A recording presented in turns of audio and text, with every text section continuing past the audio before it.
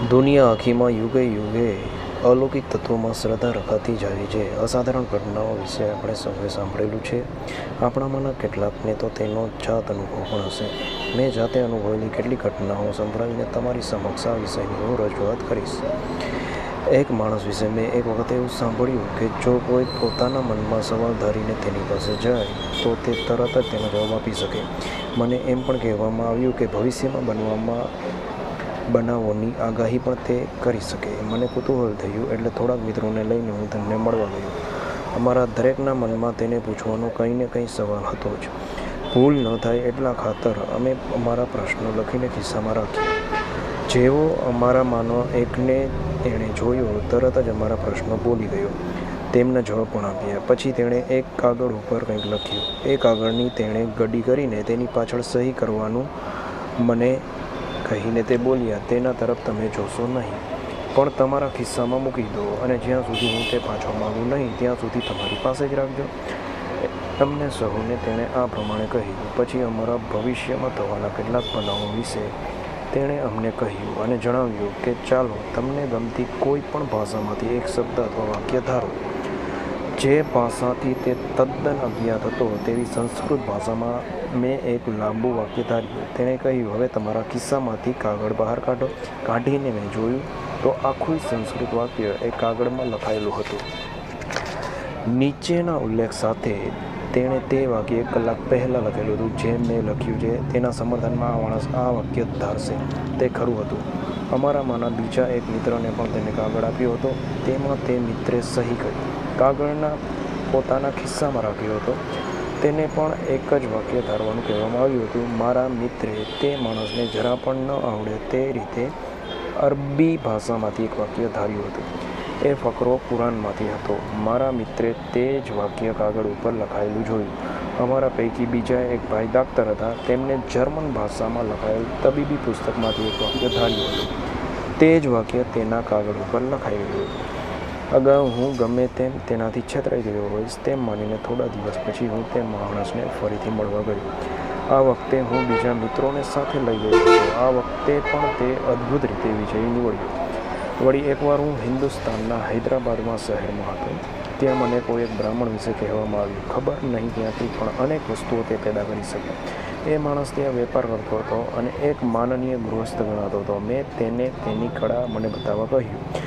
એવું બન્યું કે એને તાવ આવ્યો. હિન્દુસ્તાનમાં એવી માન્યતા કે કોઈ સાધુ સંત માદા માણસની હાથે હાથ મૂકે તો તે સાજો થઈ જાય. પેલા માણસની પાસે હું ગયો ત્યારે તે બોલ્યો, સ્વામીજી આપનો હાથ મારા ઉપર મૂકો કે જેથી મારો તાવ ઉતરી જાય. મેં કહ્યું ભલે, પણ તમારે મને તમારી કળા બતાવવાની. તેણે વચન આપ્યું. મેં તેની ઈચ્છા પ્રમાણે તેના માથા ઉપર હાથ મૂક્યો. પછી તેણે પોતાનું વચન પાળીને મને તેની કળા બતાવી. તેણે માત્ર એક ધોતિયું જ પહેર્યું હતું. તે ધોતિયા સિવાય બાકીની બધી ચીજો અમે તેની પાસેથી લઈ લીધી. ઠંડી હતી એટલે મેં મારો ધાબળો તેને ઓઢવા માટે આપ્યું અને એક ખૂણામાં બેસાડ્યો. સામે 25 માણસો ખુલ્લી આંખે તેની તરફ જોઈ રહ્યા હતા. તેણે કહ્યું, ચાલો હવે તમને જે જોઈએ તે વસ્તુઓના નામ લખી આપો. દ્રાક્ષ, નારંગી, પીચ વગેરે જેવા ફળો એ ભાગમાં કદી ઉગતા ન હતા એવા ઘણા બધા નામ અમે તે કાગળના ટુકડામાં લખી આપ્યા. તેણે ધાબળાની અંદરથી દ્રાક્ષ, નારંગી વગેરે એટલા બધા કાઢી આપ્યા કે જો તે દ્રાક્ષ, નારંગીનું વજન કર્યું તો પેલા માણસના વજન કરતાં ઓછામાં ઓછું બમણું થઈ જાય. એણે અમને એ ફળો ખાવાનું કહ્યું. ફળો જાદુઈ છે એમ માનીને અમારામાંના કેટલાકે તે ખાવાની ના પાડી, પણ પેલો માણસ પોતે તે ફળ ખાવા લાગ્યો એટલે અમે પણ ખાધા. ખરેખર તે ફળો સાચા જ હતા. છેવટે તેણે જથ્થાબંધ ગુલાબના ફૂલો અમારી સામે હાજર કર્યા. દરેક ગુલાબ સર્વાંગ સુંદર હતું. તેની પાંદડીઓ ઉપર ઝાકળના બિંદુઓ હતા. મેં એક પણ ફૂલ સડેલું કે છોડાયેલું ન હતું. આહા, કેટલા બધા ગુલાબ! જ્યારે મેં તેને તેની કળાનું રહસ્ય સમજાવવાનું કહ્યું ત્યારે તેણે મને જવાબ આપ્યો, આ બધી હાથની કરામત છે. ગમે તેમ પણ એ માત્ર કરામત જ ન હતી એમ માનવું મુશ્કેલ હતું. આટલી બધી જથ્થાબંધ વસ્તુ એ ક્યાંથી લાવ્યો હશે? અરે તેના જેવી ઘણી બાબતો મેં જોઈ. હિન્દમાં ફરતા ફરતા તમને આવા સેંકડો બનાવો જુદા જુદા સ્થળે જોવા મળે. આવું દરેક દેશમાં જોવા મળે છે. આ દેશમાં પણ એટલીક આવી આશ્ચર્યજનક ઘટનાઓ તમને જોવા મળી શકે. જો કે એ શક વગરની વાત છે કે તેમાં ચાલાકી પુષ્કળ હોવાની, પણ જ્યારે જ્યારે તમે ચાલાકી જુઓ ત્યારે તમારે કબૂલ કરવું જ પડશે કે ચાલાકી પણ અનુકરણ જ છે. જે વસ્તુનું અનુકરણ કરવામાં આવે છે તેમાં ક્યાંક થોડુંક સત્ય તો હોવું જ જોઈએ. જો કંઈ વસ્તુ જ ન હોય તો તમે તેનું અનુકરણ કરી શકો નહીં. હકીકતે કંઈક પણ સાચી વસ્તુ હોય તેનું જ અનુકરણ થઈ શકે. ખૂબ જ દૂરના ભૂતકાળમાં હજારો વર્ષ પહેલાં આજે જોવા મળે છે તેનાથી ઘણા વધુ પ્રમાણમાં હિન્દુસ્તાનમાં આવી ઘટનાઓ બનતી. મને એમ લાગે છે કે દેશની વસ્તી ખૂબ વધી જાય છે ત્યારે માનસિક શક્તિઓ નબળી પડી જાય છે. દેશ વિશાળ હોય અને પ્રમાણમાં વસ્તી ઘણી ઓછી હોય તો તે દેશમાં માનસિક શક્તિ વધારે હોવાનો સંભવ છે. વિશ્લેષણ કરવાની વૃત્તિવાળા હોવાથી હિન્દુઓએ આ બાબતને હાથ પર લીધી અને તે બાબત અન્વેષણ કર્યું. તેમણે અમુક ચોક્કસ તારવણીઓ કરીને તે વિજ્ઞાનની કક્ષાએ મૂકી. તે લોકોએ જોયું કે આ બધી ઘટનાઓ અસાધારણ હોવા છતાં પ્રકૃતિની અંદર છે. તેમાં અલૌકિક જેવું કશું જ નથી. બીજી કોઈ પણ ભૌતિક ઘટનાઓને જે નિયમો લાગુ પડે છે તેવા જ નિયમો આ અસાધારણ બનાવોને પણ લાગુ પડે છે. માણસમાં આવી શક્તિઓ જન્મથી જ હોય છે. એ કોઈ કુદરતી અકસ્માત નથી. આવી શક્તિનો વ્યવસ્થિત અભ્યાસ થઈ શકે, પ્રયોગ થઈ શકે, તે પ્રાપ્ત પણ કરી શકાય છે. આ વિજ્ઞાનને તેઓએ રાજયોગ એવું નામ આપ્યું. હજારો લોકો આ શાસ્ત્રનો અભ્યાસ કરે છે. આખી પ્રજાને માટે તે શાસ્ત્ર દરરોજના ધાર્મિક અનુષ્ઠાનનું એક અંગ બની ગયું છે. તેઓ એવા નિર્ણયો પર આવ્યા કે આ બધી અસાધારણ શક્તિઓનું સ્થાન માણસનું મન જ છે. આ મન વિરાટ મનનો એક ભાગ છે. દરેક મન બીજા દરેક મનની સાથે જોડાયેલું છે. દરેક મન પછી ભલે તે ગમે તે સ્થળે હોય પણ તે આખી દુનિયાના વાસ્તવિક સંપર્કમાં હોય છે. વિચાર સંક્રમણના નામે ઓળખાતી ઘટનાઓ પ્રત્યે તમારું ધ્યાન કોઈ દિવસ ખેંચાયું છે? એક માણસ અહીં કંઈક વિચાર કરે અને તે જ વિચાર અન્ય જગ્યાએ બીજા માણસમાં પ્રગટ થાય છે. તૈયારીપૂર્વક જ નહીં અને નહીં કે અકસ્માતથી. માણસ પોતાના વિચાર દૂરના બીજા માણસને મોકલવા ઈચ્છે છે અને તે બીજો માણસ જેવો તે વિચાર મોકલાય છે બરાબર તેવો જ તેને ઝીલે છે. અંતરનો તેમાં કોઈ અંતરાય આવતો નથી. વિચાર જાય છે, બીજાને તે પહોંચે છે અને પેલો માણસ તેને સમજે છે. જો તમારું મન એક અલગ ઘટક હોય અને મારું મન અહીં એક અલગ ઘટક હોય, જો બંને વચ્ચે કંઈ પણ જોડાણ ન હોય તો મારા વિચારો તમને કેવી રીતે પહોંચી શકે? સામાન્ય રીતે મારો વિચાર સીધો તમને પહોંચતો નથી, પણ એમ થવા માટે મારા વિચાર સૂક્ષ્મ આકાશ તત્વના આંદોલનમાં એકરૂપ થઈ જવો જોઈએ. આ સૂક્ષ્મ તત્વના આંદોલનો તમારા મગજ સુધી પહોંચ્યા પછી તેમનું તમારા વિચારોમાં રૂપાંતર થવું જોઈએ. આ સ્થળે વિચારોનું વિસર્જન થાય છે અને તે સ્થળે કઈ જોઈએ આ સૂક્ષ્મ તત્વોના આંદોલનો તમારા મગજ સુધી પહોંચ્યા અને પછી તેમનું તમારા વિચારોમાં રૂપાંતર થવું જોઈએ. આ સ્થળે વિચારનું વિસર્જન થાય છે અને તે સ્થળે વિચારનો ઉદ્ભવ થાય છે. તે ચક્રાકાર પ્રક્રિયા છે, પણ વિચાર સંક્રમણની ક્રિયામાં આવું કંઈ બનતું નથી. તે સીધી હોય છે. આથી એમ સાબિત થાય છે કે યોગીઓ કહે છે તેમ મનનું સાતત્ય છે. મન સર્વવ્યાપી છે. જેમ સમુદ્રમાં નાના મોજાઓ હોય તેમ તમારું મન, મારું મન વગેરે બધા નાના મન વિશ્વમનના ટુકડાઓ છે. અને આ સાતત્યને કારણે જ આપણે એકબીજાને આપણા વિચારો સીધા પહોંચાડી શકીએ છીએ. આપણી આજુબાજુમાં શું બને છે તે આપણે જોઈએ છીએ. આ દુનિયામાં એકબીજાની અસર એકબીજા ઉપર થયા જ કરે છે. આપણા પોતાના શરીરોની જાળવણીમાં આપણી શક્તિનો અમુક ભાગ ખર્ચાઈ જાય છે. તે ઉપરાંત આપણી શક્તિનો દરેક અણુ રાત ને દિવસ બીજા ઉપર અસર કરવામાં વપરાય છે. આપણા શરીરો, આપણા સદ્ગુણો, આપણી બુદ્ધિ, આપણી આધ્યાત્મિકતા આ બધા સતતપણે બીજા ઉપર અસર કર્યા જ કરતા હોય છે. તેથી ઉલટી રીતે બધાની અસરો આપણા ઉપર થયા કરતી હોય છે. આ પ્રમાણે આપણી આજુબાજુ ચાલતું જ હોય છે. હવે આપણે એક નક્કર દાખલો જોઈએ. એક માણસ આવે છે, તમે જાણો છો કે તે અતિ વિદ્વાન છે, તેની ભાષા સુંદર છે, કલાકો સુધી તે તમારી સમક્ષ બોલે છે પણ તેની કંઈ અસર થતી નથી. ત્યાર પછી બીજો એક માણસ આવે છે, તે સારી રીતે ગોઠવ્યા વગરના થોડાક જ શબ્દો બોલે છે. કદાચ તેની ભાષામાં વ્યાકરણના નિયમો પણ જળવાયા હોતા નથી, છતાંય પણ તે આપણા ઉપર ઊંડી અસર કરી જાય છે. તમારામાંના ઘણાએ તે અનુભવ્યું હશે. તેથી એ વાત સ્પષ્ટ છે કે માત્ર શબ્દો હંમેશા છાપ છોડી શકતા નથી.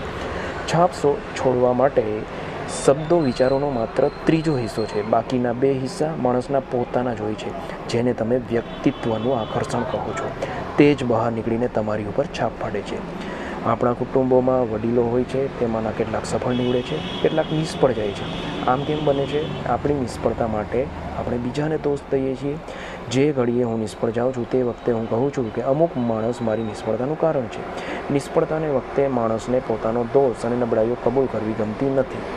દરેક માણસ પોતાની જાતને નિર્દોષ માને છે અને દોષનો ટોપલો કોઈ અન્ય વ્યક્તિ ઉપર કે કોઈ વસ્તુ ઉપર અને છેવટે દુર્ભાગ્ય ઉપર ઢોળે છે. જ્યારે કુટુંબના વડીલો નિષ્ફળ જાય ત્યારે તેમણે પોતાની જાતને પૂછવું જોઈએ કે કેટલાક લોકો કુટુંબની વ્યવસ્થા વધુ સારી રીતે કેમ સારી રાખી શકે છે, બીજા કેમ નથી રાખી શકતા. અને તે વેળા તમે જોશો કે તફાવતનું કારણ માણસનું વ્યક્તિત્વ છે. માનવ જાતના મહાન નેતાઓની વાત કરીશું તો આપણને દેખાશે કે માણસનું વ્યક્તિત્વ જ મહત્ત્વની વસ્તુ છે. હવે ભૂતકાળના મહાન લેખકો અથવા મહાન વિચારકોનો દાખલો લો. ખરું જોતાં તેમણે કેટલા વિચારોનો વિચાર કર્યો છે? ભૂતકાળના માનવ જાતના નેતાઓના લખાણોનો વિચાર કરો, તેમનું દરેક પુસ્તક લો અને તેનું મૂલ્યાંકન કરો. દુનિયામાં અત્યાર સુધીમાં વિચારાયેલ નવા તેમજ સાચા વિચાર તો માત્ર મુઠ્ઠીભર જ છે. આપણા માટે જે વિચાર તેઓ મૂકી ગયા છે તે જુઓ, તેમના પુસ્તકોમાં વાંચો. લેખકો આપણને જબરદસ્ત લાગતા નથી, છતાં તેમના સમયમાં તેઓ ખરેખર કેવા હતા, શા કારણે તેઓ તેવા બન્યા? માત્ર તેમના વિચારો કે લખાણો કે ભાષણોથી જ નહીં, પરંતુ તેમના વ્યક્તિત્વથી કે જે આજે વિદ્યમાન નથી.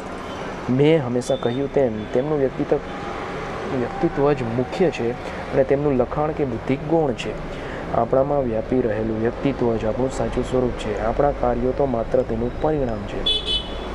જો વ્યક્તિ હોય તો કાર્ય થવાનું અને કાર્ય કારણને અનુસરે છે. તમામ કેળવણી કે શિક્ષણનો આદર્શ આ પ્રમાણે મનુષ્ય બનાવવાનો હોવો જોઈએ. પણ તેમ કરવાને બદલે આપણે હંમેશા બહારનો ચળકાટ વધારવાની કોશિશ કરીએ છીએ.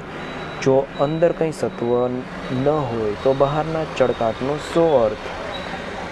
દરેક શિક્ષણનું ધ્યેય માણસનો વિકાસ કરવાનું હોવું જોઈએ. જે માણસ બીજા માણસો ઉપર જાદુઈ અસર કરે છે તેનામાં શક્તિનો ખજાનો ભર્યો હોય છે. જ્યારે તે માણસ તૈયાર હોય ત્યારે તે ધારે તે બધું કરી શકે છે. તેના વ્યક્તિત્વની છાપ જેના ઉપર પડે છે તે સઘળું તેનાથી પ્રભાવિત થઈ જાય છે. હવે આપણે જાણીએ છીએ કે આ હકીકત છે, છતાં પણ ભૌતિક વિજ્ઞાનનો પરિચિત નિયમ આ વાતને સમજાવી શકશે નહીં. રસાયણશાસ્ત્ર કે ભૌતિકશાસ્ત્ર વડે આપણે આ બાબત કેવી રીતે સમજાવી શકીશું? કેટલો ઓક્સિજન કે હાઇડ્રોજન કે કાર્બન વાયુ અગર જુદી જુદી સ્થિતિના કેટલા અણુઓ કેવા જીવદોષો વગેરે આ રહસ્યમય વ્યક્તિત્વને સમજાવી શકશે નહીં. અને છતાં આપણે જોઈએ છીએ કે તે હકીકત છે. એટલું જ નહીં, પણ એ જ સાચો માણસ છે. તે જ માણસ જીવન જીવે છે, ચાલે છે, કામ કરે છે. તે જ બીજાઓ ઉપર અસર પાડે છે, બીજાઓને ચલાવે છે અને લય પામે છે. તેની બુદ્ધિ, તેના પુસ્તકો, કાર્યો અને તેની પાછળ રહેલા અવશેષો માત્ર છે. આનો વિચાર કરો. મહાન ધર્મ પ્રવર્તકો ને મહાન ફિલોસોફો સાથે સરખાવો. ફિલોસોફોએ ભાગ્યે જ કોઈના આંતરજીવન ઉપર પ્રભાવ પાડ્યો હશે, છતાં તેમણે પુસ્તકો અદ્ભુત લખ્યા હશે. બીજી બાજુ ધર્મોપદેશકોએ પોતાના જીવન દરમિયાન જ અનેક દેશોમાં હલચલ જગાવી દીધી હશે. આ તફાવત વ્યક્તિત્વને કારણે જ થયો છે. ફિલસૂફના કિસ્સામાં અસર કરનારનું જે વ્યક્તિત્વ છે તે ખૂબ જ વામણું છે, નાનું છે, જ્યારે મહાન અવતારોના કિસ્સામાં વ્યક્તિત્વ પ્રચંડ છે. પહેલાંના કિસ્સામાં આપણને માત્ર બુદ્ધિનો સ્પર્શ થાય છે, જ્યારે બીજા દાખલામાં આપણને જીવનનો સ્પર્શ થાય છે. પહેલા દાખલામાં માત્ર રાસાયણિક ક્રિયા થાય છે, તેમાં કેટલાક રસાયણો તે સાથે મૂકવામાં આવે છે અને ધીમે ધીમે ભેગા થાય છે અને યોગ્ય સંજોગોમાં મળે તો પ્રકાશ પેદા કરે અથવા તો બુઝાઈ જાય. બીજા કિસ્સામાં પહેલો પ્રકાશ જબરી મસાલની માફક બીજાને અજવાળતો તથા આજુબાજુને પ્રકાશિત કરતો જાય છે. યોગશાસ્ત્ર એવો દાવો કરે છે કે આ વ્યક્તિત્વને વિકસાવે તેવા નિયમો તેમણે શોધી કાઢ્યા છે. તે નિયમો તથા પ્રણાલીનું પાલન કરવાથી દરેક માણસ પોતાના વ્યક્તિત્વને વિકસાવી અને મજબૂત બનાવી શકે છે. આ એક મોટી વ્યવહારુ બાબત છે. કેળવણી માત્રનું રહસ્ય આ છે. તેનો પ્રયોગ સર્વત્ર થઈ શકે છે. ગૃહસ્થ જીવનમાં, ગરીબ કે તવંગર, વેપારી કે આધ્યાત્મિક પુરુષ, દરેકના જીવનમાં આ વ્યક્તિત્વને શક્તિશાળી બનાવવું એ મોટી બાબત છે. આપણે જાણીએ છીએ કે ભૌતિક નિયમોની પાછળ અતિ સૂક્ષ્મ નિયમો પડેલા છે. એટલે કે ભૌતિક દુનિયા, માનસિક દુનિયા, આધ્યાત્મિક દુનિયા એવા ભિન્ન ભિન્ન તત્વો નથી. જે કાંઈ છે તે એક જ છે. આપણે એમ કહીએ કે અસ્તિત્વ એક અણીદાર શંકુ જેવું છે, જેનો સૌથી વધારે જાડો ભાગ આ છેડે છે અને બીજે છેડે જતાં જતાં તે વધારે અણીદાર બને છે અને સૂક્ષ્મ બનતો જાય છે. સૌથી સૂક્ષ્મ ભાગને આપણે આત્મા કહીએ છીએ, સૌથી સ્થૂળ ભાગને આપણે શરીર તરીકે ઓળખીએ છીએ. જે અણુમાં છે તે જ વિરાટમાં છે. આપણું આ વિશ્વ બરાબર તેના જેવું જ છે. બાહ્ય દ્રષ્ટિએ તે અત્યંત સ્થૂળ છે. બીજા છેડા તરફ તે અણીદાર બનતા બનતા છેવટે સૂક્ષ્મમાં સૂક્ષ્મ ઈશ્વર બની જાય છે. આપણે એ પણ જાણીએ છીએ કે મોટામાં મોટી શક્તિ સૂક્ષ્મમાં મુકાયેલી છે, સ્થૂળમાં નહીં. આપણે એક માણસને ભારે વજન ઉપાડતો જોઈએ છીએ, તેના સ્નાયુઓ મોટા થતા દેખીએ છીએ, તેના આખા શરીરમાં થાકના ચિહ્નો જોઈએ છીએ અને આપણે ધારીએ છીએ કે સ્નાયુઓ એ મજબૂત ચીજ છે. પણ આ સ્નાયુઓને શક્તિ આપનારું વસ્તુ તો ઝીણા દોરા જેવી નસો જ છે. જે ક્ષણે આમાંની એક પણ ઝીણી નસ સ્નાયુઓ સુધી પહોંચતી અટકી જાય કે તરત જ સ્નાયુઓ કામ કરી શકે નહીં. આ નાજુક નસો કંઈ સૂક્ષ્મ વસ્તુમાંથી શક્તિ લાવે છે. તે સૂક્ષ્મ વસ્તુ હજુ વધારે સૂક્ષ્મ તત્વ મનમાંથી શક્તિ લાવે છે. તેથી શક્તિનું સાચું સ્થાન તો સૂક્ષ્મ તત્વ જ છે. એ ખરું છે કે માત્ર સ્થૂળ વસ્તુઓમાં જ આપણે ગતિ જોઈએ છીએ. જ્યારે સૂક્ષ્મ તત્વમાં ગતિ થાય છે ત્યારે તે આપણે જોઈ શકતા નથી. કારણ કે જ્યારે કોઈ સ્થૂળ વસ્તુ ગતિમાન થાય છે ત્યારે આપણે તેને પકડીએ છીએ અને આમ આપણે સ્વાભાવિક રીતે ગતિને સ્થૂળ વસ્તુ સાથે સાંકળી દઈએ છીએ. પરંતુ ખરું જોતાં તો બધી શક્તિ સૂક્ષ્મમાં જ રહેલી છે. આપણે સૂક્ષ્મમાં કંઈ પણ ગતિ જોતા નથી. તેનું કારણ કદાચ એમ હોય કે એ ગતિ એટલી બધી તીવ્ર હોય છે કે આપણે તે જોઈ શકતા નથી. પણ કોઈક વિજ્ઞાન વડે કોઈ શોધને પરિણામે જો આપણે બાહ્ય ઘટકના કારણ રૂપા સૂક્ષ્મ બળોને પકડી શકીએ તો તે બાહ્ય અભિવ્યક્તિ પોતે જ આપણા કાબૂમાં આવી જશે. નાનકડો પરપોટો તળાવને તળિયેથી આવતો હોય પણ તેના ઉપર આવતા દરમિયાન આપણે જોઈ શકતા નથી. જ્યારે તે સપાટી ઉપર આવે છે ત્યારે જ આપણે તેને જોઈ શકીએ છીએ. તે જ પ્રમાણે વિચારોને પણ જ્યારે તેઓ ખૂબ વિકસી જાય અથવા કાર્યમાં પરિણમે માત્ર ત્યાર પછી જ આપણે જોઈ શકીએ છીએ. આપણે કાયમ ફરિયાદ કરતા હોઈએ છીએ કે આપણા કાર્યો ઉપર અથવા આપણા વિચારો ઉપર આપણો કાબૂ નથી.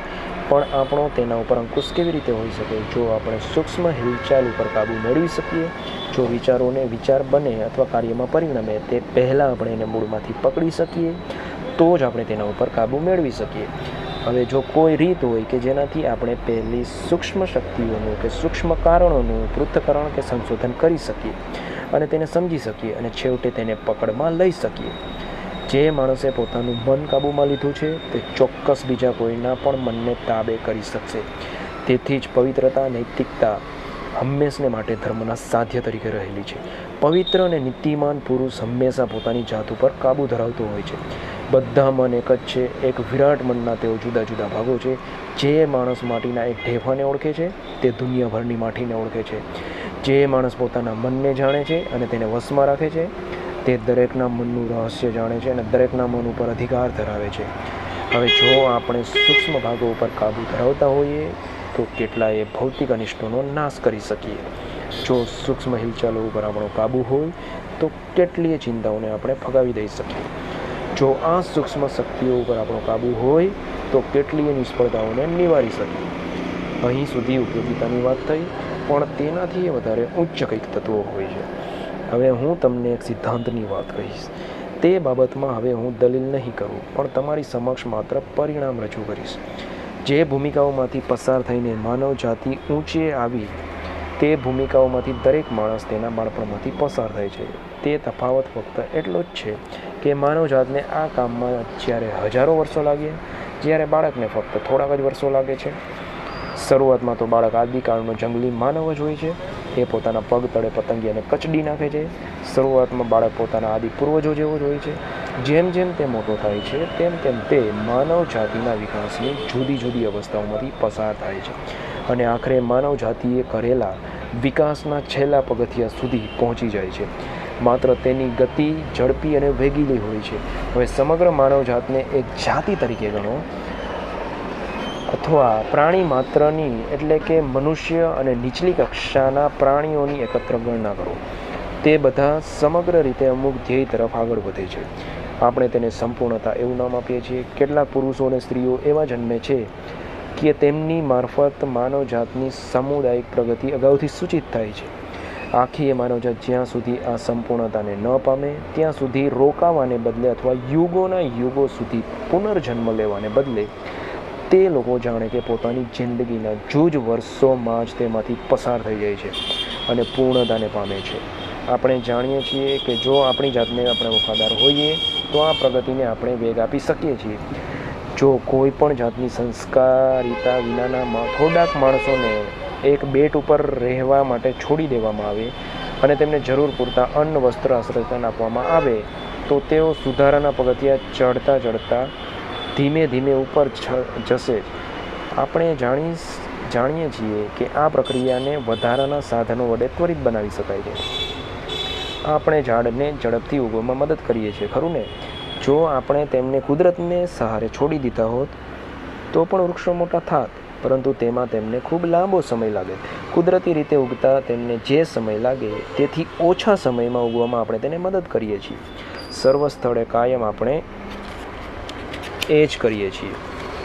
કૃત્રિમ સાધનો વડે વસ્તુઓનો ઉછેર ઝડપી બનાવીએ છીએ, તો આપણે આવી રીતે માણસોની પ્રગતિને પણ કેમ ઝડપી ન બનાવી શકીએ?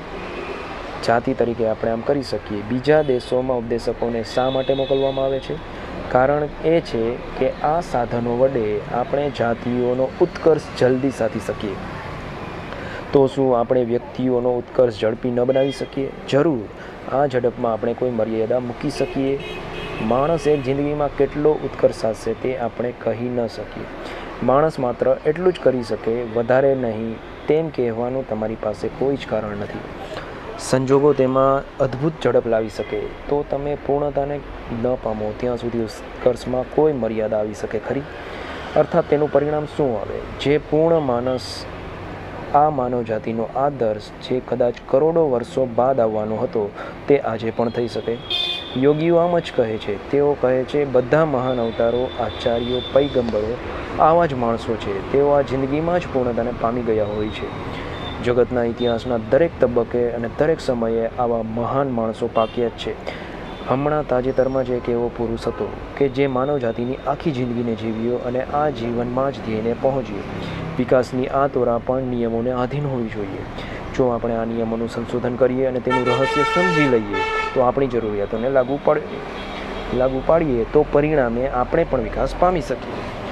આપણે પણ આપણા ઉછેર તથા વિકાસને ઝડપી બનાવીએ. આ જીવનમાં જ સંપૂર્ણ બનીએ.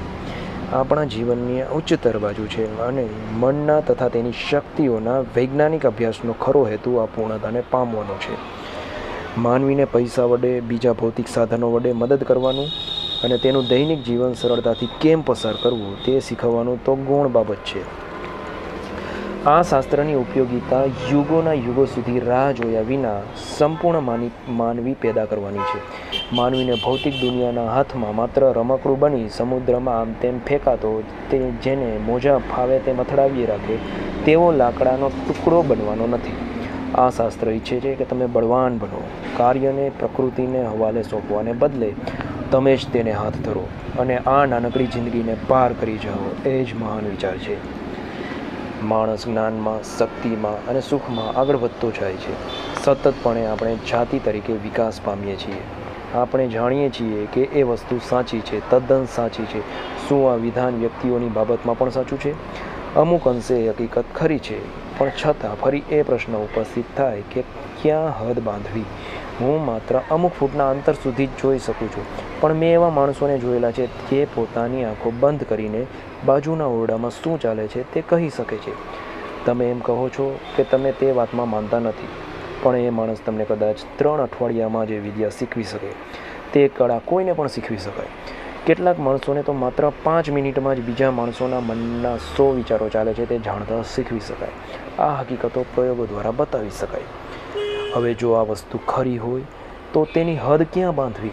જો એક માણસ આ ઓરડામાં બીજા માણસોના મનમાં 100 વિચાર ચાલે છે તે જાણી શકે, તો બાજુના ઓરડામાં શું થઈ રહ્યું છે તે કેમ ન જાણી શકે?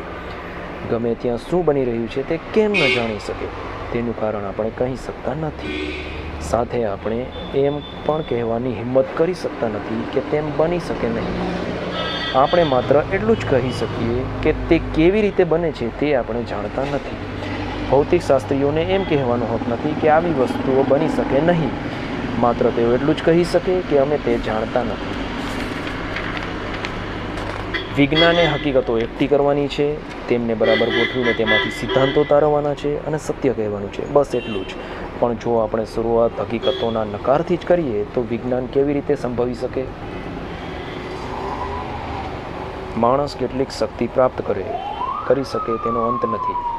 ભારતીય માણસની આ ખાસિયત છે કે જ્યારે તેને કોઈ વસ્તુમાં રસ પડે છે ત્યારે તેમાં ઓતપ્રોત થઈ જાય છે અને બીજી બધી વસ્તુ પ્રત્યે બેધ્યાન થઈ જાય છે. તમે જાણો છો કે હિન્દુસ્તાનમાં કેટલા બધા શાસ્ત્રોની ઉત્પત્તિ થઈ છે. ગણિતશાસ્ત્રની શરૂઆત હિન્દમાં જ થઈ. આજે પણ 1, 2, 3, 0 વગેરે આંકડાઓ સંસ્કૃત આંકડાઓ પરથી જ ગણો છો. અને તમે એ પણ જાણો છો કે બીજગણિતની શરૂઆત હિન્દમાં થઈ હતી અને ન્યૂટનના જન્મ પહેલાં હજારો વર્ષો પૂર્વે હિન્દુસ્તાનને ગુરુત્વાકર્ષણના નિયમની જાણ હતી. તમે ખૂબી જુઓ, હિન્દના ઇતિહાસના અમુક તબક્કે માણસ અને તેનું મન એ વિષયના જ તેઓનું સર્વ ધ્યાન રોકાઈ રહ્યું. તે વિષય ખૂબ જ આકર્ષક હતો. તેમનો હેતુ પાર પાડવાનો તે સહેલામાં સહેલો માર્ગ હતો.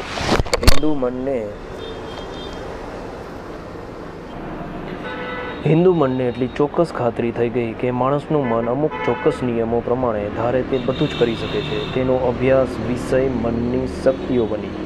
વશીકરણ, જાદુ અને તેને લગતી બીજી શક્તિઓ કંઈ અસાધારણ ન હતી, પણ જેમ અગાઉ બીજા ભૌતિક શાસ્ત્રો તેમણે શીખવ્યા હતા તેવી જ આ બધી શક્તિઓ હતી. આખી પ્રજાને આ બાબતોમાં એટલી બધી શ્રદ્ધા આવી ગઈ કે ભૌતિક શાસ્ત્રો લગભગ મૃતપ્રાય થઈ ગયા. તે લોકોના મનમાં માત્ર આ જ વસ્તુઓ ઘૂમ્યા કરતી.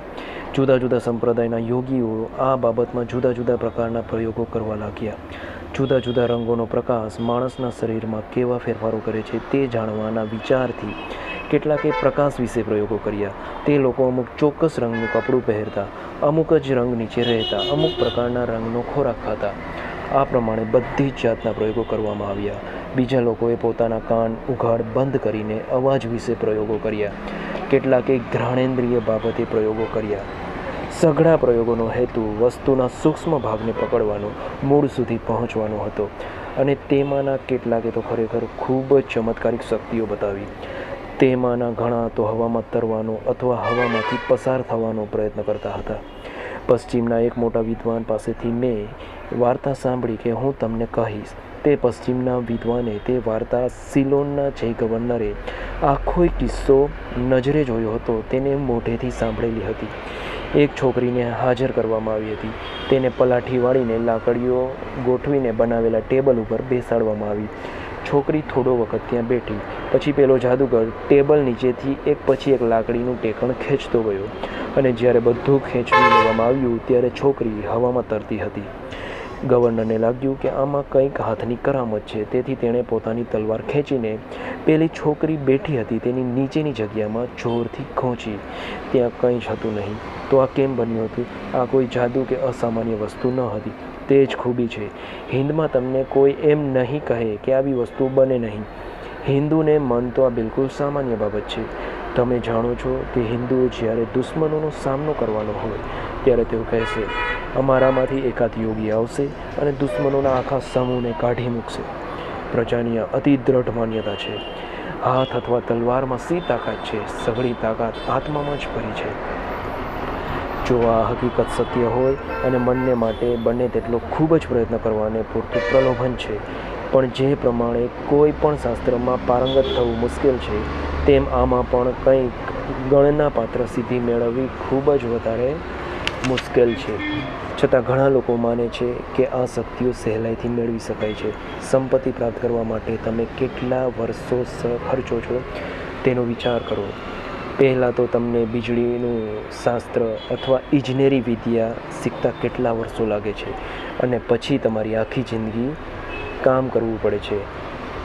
વળી ઘણા ખરા વિજ્ઞાનો તો અચળ વસ્તુઓ વિશે જ વિચાર કરે છે. તમે ખુરશીનું પૃથ્થકરણ કરી શકો છો કારણ કે ખુરશી તમારી પાસેથી ક્યાંય ચાલી જતી નથી.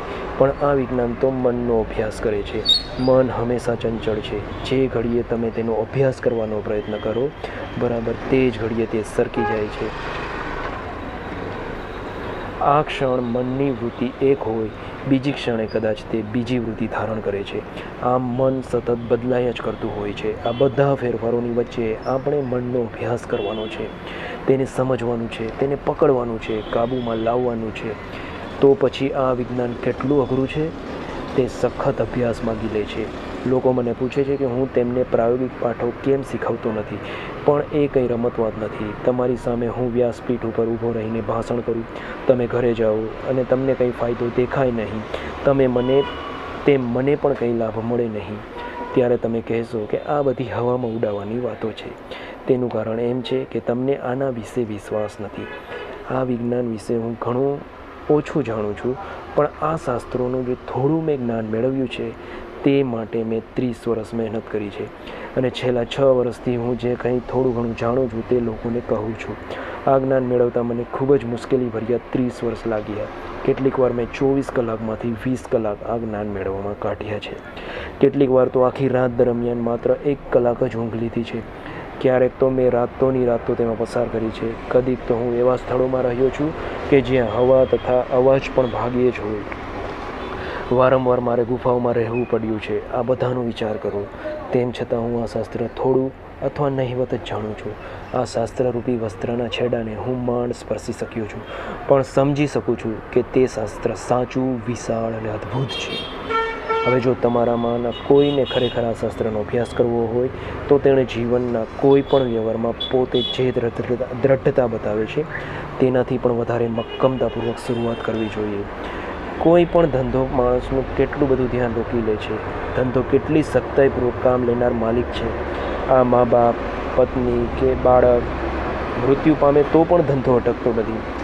હૃદયમાં ખૂબ જ દુઃખ ભર્યું હોય, કામનો દરેક કલાક આપણને દુઃખદાયી હોય, છતાં પણ ધંધાની જગ્યાએ તો આપણે છીએ જ. આ તો ધંધો છે, તેથી એમ જ હોય એમ આપણે માનીએ છીએ. આ શાસ્ત્રનો અભ્યાસ તે કોઈ પણ ધંધાના અભ્યાસ કરતાં વધુ ભોગ માગે છે. ધંધામાં ઘણા લોકો સફળ થઈ શકે છે, પણ આમાં તો બહુ જ થોડા સફળતા મેળવે છે, કારણ કે તેનો ઘણો આધાર અભ્યાસ કરનારના વિશિષ્ટ શારીરિક બંધારણ ઉપર રહે છે. જેમ ધંધામાં બધા જ લોકો લખપતિ નથી થતા, છતાં પણ સૌ પોતપોતાનું જીવન નિર્વાહ ચલાવે છે, તેમજ આ શાસ્ત્રના અભ્યાસમાં પણ દરેક વ્યક્તિને તે જ્ઞાનની ઝાંખી કરી શકે છે. તે ઝાંખી તેને એવી ખાતરી કરાવી આપે છે કે આ શાસ્ત્ર સત્ય છે. અને કેટલાક એવા પુરુષો થયા કે જેમણે શાસ્ત્રને સંપૂર્ણપણે જાણ્યું છે. વિજ્ઞાનની આ તો માત્ર રૂપરેખા છે. તે પોતાના પ્રકાશ વડે સ્વતંત્ર રીતે પોતાના પગ ઉપર રહી શકે છે અને બીજા બધા વિજ્ઞાનની સરખામણીમાં ટકી શકે છે. આ ક્ષેત્રમાં બીજા કોઈ પણ ક્ષેત્ર કરતાં ઢોંગીઓ, જાદુગરો અને ઠગો વધારે પ્રમાણમાં થયા છે. તેનું કારણ એટલું જ કે ધંધામાં જેમ વધારે ફાયદો હોય તેમ ઢોંગી અને ઠગોની સંખ્યા પણ વધારે હોય છે. પણ તેથી એમ સાબિત થતું નથી કે ધંધો સારો નથી. એક વાત વધારે, આ બધી દલીલો સાંભળવી તે બુદ્ધિની સારી કસરત હોય અને ચમત્કારિક બાબતો વિશે સાંભળવાથી ભલે બુદ્ધિને સંતોષ થતો હોય, પણ જો તમારામાંના કોઈને ખરેખર વધારે જાણવાની ઈચ્છા હોય તો માત્ર પ્રવચનો સાંભળવાથી જ નહીં ચાલે. તે જ્ઞાન પ્રવચન દ્વારા ન શીખવી શકાય, કારણ કે તે જીવન છે. જીવનનો સંચાર જીવન જ કરી શકે છે. જો અહીં તમારામાંથી કોઈને તે શાસ્ત્રનો અભ્યાસ કરવાનો ખરેખર નિશ્ચય કરે તો તેને મદદ કરવામાં મને બહુ આનંદ આવશે. હવે બીજો પાઠ છે એકાગ્રતા. એકાગ્રતા એ સર્વજ્ઞાનનો સાર છે. તેના વિના કંઈ થઈ શકે નહીં.